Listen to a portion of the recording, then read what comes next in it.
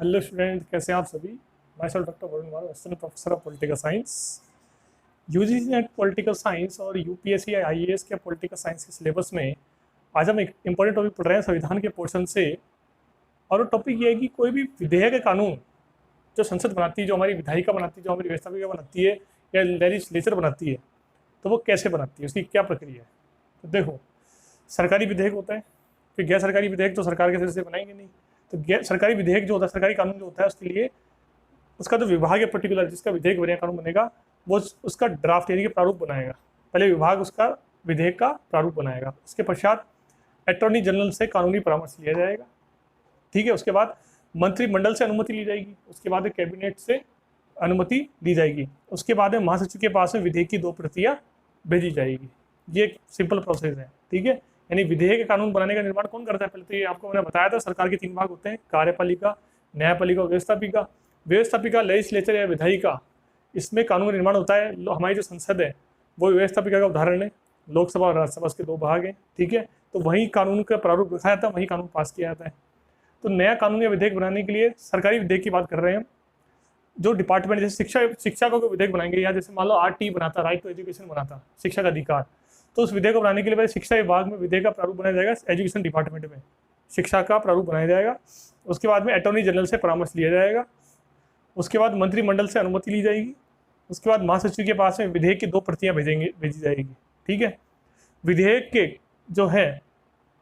जो कानून है उसके 3 प्रकार माने गए हैं संविधान में। 3 प्रकार माने गए, एक सामान्य विधेयक, एक वित्त विधेयक और एक संविधान संशोधन विधेयक। सामान्य विधेयक वो होते हैं जो कि सिंपल विधेयक, सामान्य कानून होते हैं जो नागरिकों के विकास के लिए, देश विकास के लिए लिए जाते हैं।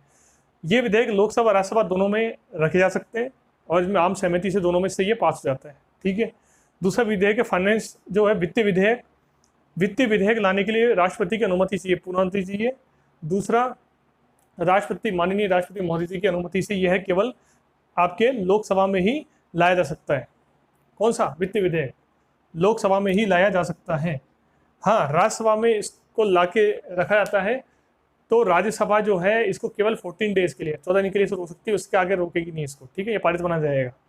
तीसरा महत्वपूर्ण विधेयक है, अच्छा एक बात और है वित्तीय विधेयक के अंदर, कि वित्तीय विधेयक, कोई विधेयक वित्तीय विधेयक है अथवा नहीं है, ये भी डिसाइड करने के लिए लोकसभा अध्यक्ष को पावर दी गई है कि लोकसभा अध्यक्ष जो है, स्पीकर जो है, वही देखेगा कि यह विधेयक जो रखा गया है यह वित्तीय विधेयक है अथवा सामान्य विधेयक है या फिर संविधान संशोधन का विधेयक है। ठीक है, तीसरे प्रकार का विधेयक है संविधान संशोधन विधेयक, यानी कि संविधान में कोई महत्वपूर्ण संशोधन करना है, बदलाव करना है। ठीक है ना, तो उसके लिए भी ये विधेयक रखा जाता है। इसके लिए भी राष्ट्रपति, वित्तीय विधेयक की जैसे राष्ट्रपति की पूर्व अनुमति चाहिए इसके लिए भी। इसमें यह विधेयक केवल, यह विधेयक जो है दोनों शब्दों में रखा जाता है विधेयक। ठीक है, इसमें लोकसभा पावरफुल होती है इसके अंदर भी थोड़ी, लेकिन दोनों का मत ही इसमें महत्वपूर्ण माना जाता है। ये विधेयक दोनों सदनों में रखा जाता है। कौन सा, संविधान संशोधन विधेयक जो, लेकिन राष्ट्रपति की इसमें आज्ञा चाहिए।